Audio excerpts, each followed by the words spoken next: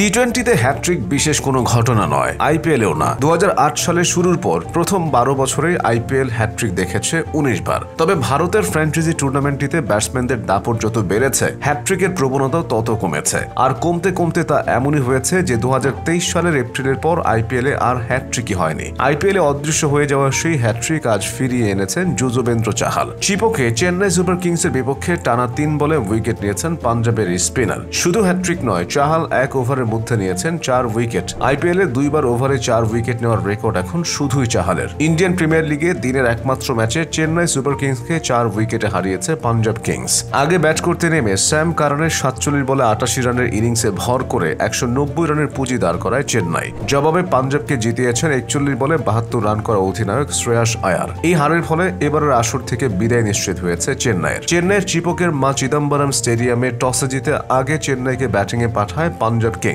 আগে ব্যাটিংয়ে নেমে শুরুটা তেমন ভালো হয়নি চেন্নাইয়ের। দলের 21 রানের মাথাতে ভেঙেছে শাইখ রশিদ এবং আয়ুষ মাত্রের ওপেনিং জুটি।